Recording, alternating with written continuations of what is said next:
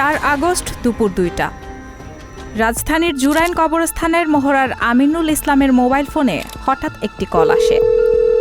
পরিচয় দেন যাত্রাবাড়ি থানার operation in charge, নাম আবুল হাসান। প্রথমে অনুরোধ কয়েকটি লাশ মাটি চাপা দিতে হবে। ইনচার্জ জানতে চান কয়টি লাশ। ওসি জানান 10টি। এরপর আমিনুল ইসলাম জানিয়ে দেন কাগজপত্র ছাড়া লাশ দাফন করা যাবে না। এতে ক্ষিপ্ত হন পুলিশ কর্মকর্তা। আমিনুলকে নানাভাবে কিছুক্ষণ হুমকি ধামকি দিতে থাকেন।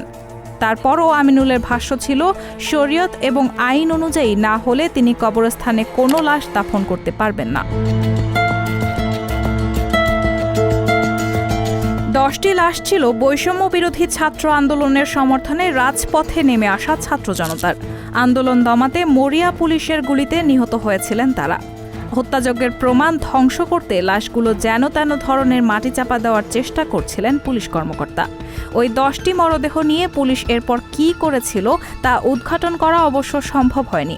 জুরাইন কবরস্থানে গোরখোদকদের থেকেও কোনোভাবে দাফন সংক্রান্ত বিষয়ে কোনো তথ্য পাওয়া যায়নি। যাত্রাবাড়ি থানার তৎকালীন ওসিকে খুঁজে বের করার চেষ্টাও ব্যর্থ হয়। প্রাপ্ত তথ্যে দেখা যায় এর বাইরে জুরাইন কবরস্থানে আরও 5টি অজ্ঞাত মরদেহ দাফন করা হয়েছে। সেগুলো স্থানীয় আওয়ামী লীগ নেতাকর্মীরা জোর করে দাফন করেন। তবে কর্তৃপক্ষের কাছে থাকা লাশ দাফনের হিসাবের খাতা দেখতে চাইলে তা দিতে অপারগতা প্রকাশ করেন। এরপর আরও যতবারই জুরাইন কবরস্থানে যাওয়া হয় তারা কোনো তথ্য না দিয়ে প্রতিবারই জানায় খাতা কর্পোরেশনের ঊর্ধ্বতনরা নিয়ে গেছেন। মরদেহের রেজিস্টার খাতার খোঁজে গত 1 সেপ্টেম্বর যাওয়া হয় দক্ষিণ সিটি কর্পোরেশনে। তবে দায়িত্বশীল কর্মকর্তাদের বারবার অনুরোধ করা হলেও তারা খাতা দেখতে দেননি। তারা কোনো তথ্য দিয়েও সহায়তা করেননি। প্রধান সমাজ কল্যাণ এবং বস্তি উন্নয়ন কর্মকর্তা আকন্দ মোহাম্মদ ফয়সাল এ বিষয়ে কথা বলারই সুযোগ দেননি। তার ভাষ্য ছিল, আমি বদলি হয়ে চলে যাচ্ছি কর্পোরেশন থেকে, এ বিষয়ে কোনো কথা বলবো না। জুরাইন কবরস্থান সংশ্লিষ্ট 2 জন কর্মকর্তা বলেন, নাম ঠিকানাবিহীন 5টি মরদেহ দাফন করা হয়েছে জুরাইন কবরস্থানে। স্থানীয় আওয়ামী লীগ নেতাকর্মীরা জোর করে এটি করেছেন। এরপর আমরা ঊর্ধ্বতন কর্তৃপক্ষকে জানালে তারা চেপে যেতে বলেন বিষয়টি। একজন দায়িত্বশীল কর্মকর্তা বলেন, লাশের হিসাবে ব্যাপক গরমিল, ইচ্ছামতো তারিখ এবং ঠিকানা বসিয়ে দাফন করা হয়েছে। বিষয়টি জানাজানি হওয়ায় কর্তৃপক্ষ তালিকা নিয়ে গেছে। তিনি বলেন, প্রশাসনের ঊর্ধ্বতন ব্যক্তি এবং আওয়ামী লীগের নেতাদের চাপের কারণে আসলে ওই সময় কবরস্থান কর্তৃপক্ষের তেমন কিছু করারও ছিল না। একই রকম ঘটনা ঘটেছে আশুলিয়ায়। সেখানে 7টি মরদেহ পুলিশের গাড়িতে তুলে আগুন দিয়ে পুড়িয়ে দিয়েছেন পুলিশ সদস্যরা। হাসপাতাল, কবরস্থান সহ বিভিন্ন সরকারি ও বেসরকারি দফতরে ঘুরে অন্তত 90টি অজ্ঞাত মরদেহ রাজধানীর বিভিন্ন কবরস্থানে দাফনের প্রমাণ পাওয়া গেছে, যাদের দাফন করা হয়েছিল আন্দোলন চলাকালীন সময়ে। এছাড়া বিভিন্ন হাসপাতালের মর্গে এখনও পড়ে আছে অন্তত 35টি মরদেহ। এর মধ্যে কয়েকটি মরদেহ ভবঘুরে ব্যক্তিদের বলে রেকর্ড করা হয়েছে। পুলিশের দেওয়া তথ্যের ভিত্তিতেই এমনটা করা হয়েছে বলে জানিয়েছেন ঢাকা মেডিকেলের মর্গ ও ফরেনসিক বিভাগের দায়িত্বপ্রাপ্ত রামুচন্দ্র দাস। তথ্য বলছে, আন্দোলন চলাকালে নিহত হয়েছেন নিশ্চিত হওয়া 8টি মরদেহ ঢাকা মেডিকেলে রয়েছে। এছাড়া সেখানে থাকা আরও 27টি লাশের মধ্যে 3টি এসেছে 3 আগস্ট, আর 1 ও 2 আগস্ট এসেছে 1টি করে লাশ। এছাড়া সোহরাওয়ার্দী মেডিকেলের মর্গে একজন আন্দোলনকারীর লাশ রয়েছে বলে নিশ্চিত করেছেন সেখানকার দায়িত্বে থাকা যতন কুমার। অনুসন্ধানে জানা যায়, নিয়মানুযায়ী অজ্ঞাত মরদেহ দাফনের আগে নিহতের পরিবার কিংবা আত্মীয় স্বজনের খোঁজ করতে হয়, নিহতের ডিএনএ স্যাম্পল রাখতে হয়। তবে এসবের কিছুই মানা হয়নি কোটা সংস্কার আন্দোলনে নিহতদের ক্ষেত্রে। আইনশৃঙ্খলা রক্ষাকারী বাহিনী নিজেদের দায় এড়াতে তড়িঘড়ি করে দাফন করেছে এসব মরদেহ। কোনো কোনো ক্ষেত্রে আইনশৃঙ্খলা রক্ষাকারী বাহিনীর বিরুদ্ধেই মরদেহ মাটি চাপা দেওয়ার অভিযোগ রয়েছে। এছাড়া স্থানীয় আওয়ামী লীগ নেতাকর্মীদের নামে অজ্ঞাত মরদেহের ভুয়া কাগজপত্র বানিয়ে দাফনের অভিযোগ পাওয়া গেছে। আবার সংঘর্ষের সময় গুলিতে মারা গেলেও অনেক মরদেহ হাসপাতাল থেকে বের করতে দেননি আওয়ামী লীগ নেতাকর্মীরা। মৃত্যু সনদে তরুণ হলে হৃদরোগ আর বয়স্ক হলে বার্ধক্যজনিত কারণে মৃত্যু লিখতে হয়েছে, যে কারণে হাসপাতালগুলোর কাছেও নেই সঠিক তালিকা।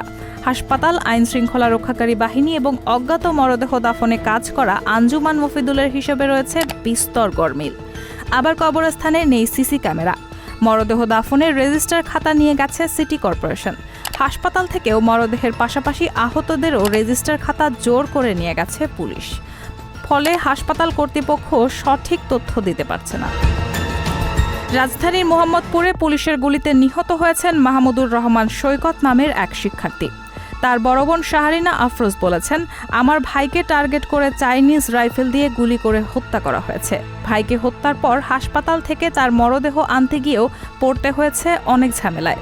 আমার ভাই মারা গেছে পুলিশের গুলিতে, কিন্তু স্থানীয় আওয়ামী লীগ নেতাকর্মীরা বলেছেন হৃদরোগে আক্রান্ত হয়ে মৃত্যু হয়েছে না লিখলে তারা মরদেহ নিতে দেবেন না।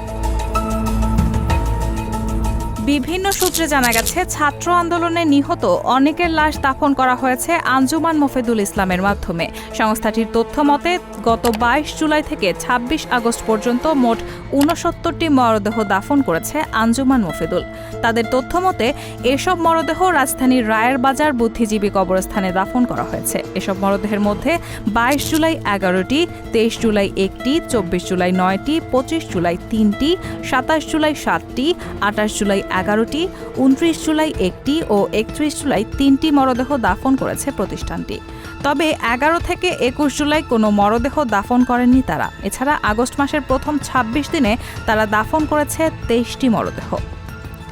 রায়ের বাজার বুদ্ধিজীবী কবরস্থানে খোঁজ নিয়েও দেখা যায় লাশ দাফনের গরমিল। বিভিন্ন সূত্রে পাওয়া তথ্য বলছে 1 আগস্ট থেকে 11 আগস্ট পর্যন্ত যত মরদেহ দাফন করা হয়েছে তার কোনো হিসাব নেই কবরস্থান কর্তৃপক্ষের কাছে। তারা বলছেন ওই সময়ে সেখানে কোনো অজ্ঞাত মরদেহ দাফন করা হয়নি। এর মধ্যে অন্তত 2 জন আনসার সদস্য বলেছেন ওই সময়ের অভিজ্ঞতার কথা। তারা বলেন আগস্টে প্রচুর মরদেহ এসেছে, এগুলো এখানেই দাফন করা হয়েছে। আঞ্জুমান মফিদুল ইসলামের তথ্য মতে তারা যেসব মরদেহ সংগ্রহ করেছে তা মূলত Dhaka medical, Suhrawardy medical college, Mitford medical, Shahid Tajuddin medical থেকে। মেডিকেল ছাড়া বাইরে থেকে কোনো মরদেহ সংগ্রহ করেনি। তবে ঢাকা মেডিকেলের মর্গে দায়িত্ব থাকা রামুচন্দ্র দাস বলেছেন মাত্র 8টি মরদেহ শাহবাগ থানাকে বুঝিয়ে দিয়েছেন তারা। শাহবাগ থানার বর্তমান অফিসার ইনচার্জ শাহাবুদ্দিন শাহিন সেই মরদেহ আঞ্জুমানকে দেওয়া হয়েছে বলে জানিয়েছেন। আঞ্জুমানের তথ্য মতে রায়ের বাজার কবরস্থানে মাত্র 69টি মরদেহ দাফন করা হয়েছে। সাধারণত বেওয়ারিশ মরদেহ দাফনের নির্দিষ্ট জায়গা রয়েছে। সরজমিনে সেখানে গিয়ে এই সময়ের দাফন করা 75টি কবর দেখা গিয়েছে। আন্দোলন চলাকালে রাজধানীতে আরেকটি সংঘাতপূর্ণ এলাকা ছিল মিরপুর 10। ওই এলাকা ও আশেপাশের কোনো হাসপাতালেই বৈষম্য বিরোধী ছাত্র আন্দোলনের আহত ও নিহতের কোনো তথ্য নেই। হাসপাতালগুলোর রেজিস্টার খাতাসহ সব তথ্য নিয়ে গেছে পল্লবী ও মিরপুর মডেল থানার পুলিশ। একটি সূত্রের মাধ্যমে গত 29 আগস্ট মিরপুরের আজমল হাসপাতালের 4 ও 5 আগস্টের চিকিৎসা নেওয়ার একটি অভ্যন্তরীণ তালিকায় দেখা যায় শুধু 5 আগস্টে হাসপাতালটিতে 5 জন গান শর্ট ইনজুরিতে নিহতের তথ্য রয়েছে ওই তালিকায়। তবে সবার পরিচয় লেখা হয়েছে অজ্ঞাত। ওই মরদেহগুলো কি করা হয়েছে এমন প্রশ্নে হাসপাতালটির ম্যানেজার আবুল খায়ের বলেন, ওই মরদেহগুলো আমরা তাদের পরিবারের কাছে বুঝিয়ে দিয়েছি। কিভাবে বুঝিয়ে দিয়েছেন জানতে চাইলে বলেন, তখনই পরিবারের সদস্যরা এসে মরদেহ নিয়ে গেছে। তাহলে 29 আগস্ট পর্যন্ত ওই মরদেহগুলো আপনাদের তালিকায় অজ্ঞাত কেন?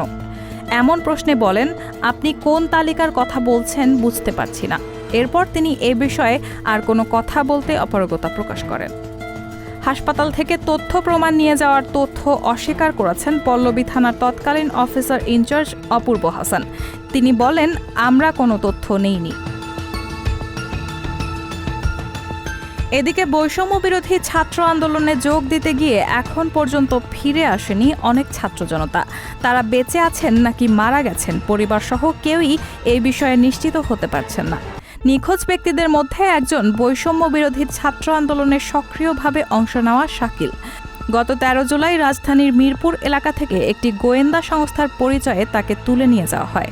এরপর 1.5 মাস পর হলেও সন্ধান মেলেনি এই তরুণের। ছেলের খোঁজে বিভিন্ন দপ্তরে দৌড়াদৌড়ি করছে শাকিলের পরিবার, তবে কোনো দপ্তর থেকেই পাচ্ছে না কোনো সহায়তা, উল্টো শিকার হচ্ছে হয়রানির। শাকিলকে তুলে নিয়ে যাওয়ার সিসিটিভি ফুটেজে দেখা যায় শাকিলের বন্ধু অনিককে তুলে নিয়ে যাওয়া হচ্ছিল একটি বাইকে করে। বাইকটি চালাচ্ছিলেন গোয়েন্দা সংস্থার কর্মকর্তা ফিরোজ। পেছনে আরেকটি অটোতে করে তুলে নিয়ে যাওয়া হচ্ছিল শাকিলকে। পরে অনিককে ছেড়ে দেওয়া হলেও খোঁজ মিলছে না শাকিলের। অনিক বলেন, আমাকে আর শাকিলকে মিরপুর 13 নম্বর পুলিশ কনভেনশন সেন্টারের পাশে অবস্থিত কাফরুল থানাধীন রাকিন সিটি থেকে তুলে নিয়ে যাওয়া হয়। তারা ডিজিএফআই এর পরিচয় দেয়। তারা মোট 5 জন ছিলেন। ফিরোজ আমাকে মোটরসাইকেলে করে 14 নম্বর মোড়ে এনে ছেড়ে দেয় আর শাকিলকে অটোতে করে নিয়ে যায়। অনিক আরও বলেন, আমরা কাফরুল থানা পুলিশের কাছে গিয়ে ঘটনা খুলে বলি। থানার সিসিটিভি ফুটেজ থেকে আমি ফিরোজকে শনাক্ত করি। পরে কাফরুল থানার এসআই রশিদ ফিরোজের সঙ্গে ঘণ্টা খানেকের মতো একান্ত আলাপ করে কথাবার্তা শেষে এসআই রশিদ কোনো কথা না বলেই চলে যান। এ বিষয়ে কাফরুল থানার উপপরিদর্শক আব্দুর রশিদের সঙ্গে যোগাযোগ করা হলে তিনি বলেন, ভুক্তভোগীদের শনাক্ত করে দেওয়ার জন্য আমি ফিরোজকে ডেকে কথা বলেছি। ফিরোজ অস্বীকার করেছেন যে তিনি তাদের নেননি। পরে আমি তাকে ছেড়ে দিয়েছি। তবে একটি সূত্র থেকে কাফরুল থানার উপপরিদর্শক রশিদের 11 মিনিট 35 সেকেন্ডের একটি অডিওতে এসআই রশিদকে বলতে শোনা যায়, আমি বলি ওরা ডিজিএফআই এফএস মানে ফিল্ড সোর্স, ওদের কাজই এগুলা। আমি তো 3টা বছর র্যাবে থাইকা আইছি, আমি তো জানি, আমি তো ওদের সঙ্গে থাকছি। রশিদকে আরও বলতে শোনা যায়, আমি আপনাদের সামনে বলতেছি, আমি 100% শিওর তারাই কাজটা করেছে। আপনাদের কাছে একটা কথাই বলতেছি, যদি ডিজিএফআই ছেলেকে না নিত, অন্য কোনো পাবলিক ফাংশন নিত, তাহলে কবেই শাকিলকে উদ্ধার করে ফেলতাম। আন্দোলন সময়ে নিখোঁজ হওয়ার বিষয়ে সাধারণ ডায়েরি সম্পর্কিত তথ্যের জন্য ঢাকা মহানগর পুলিশের মিডিয়া সেন্টারে বেশ কয়েকবার যোগাযোগ করা হয়। তবে শুরুতে আশ্বাস দিয়েও শেষ পর্যন্ত তারা কোনো তথ্য দেননি। রাহানা মুন, সবার কথা।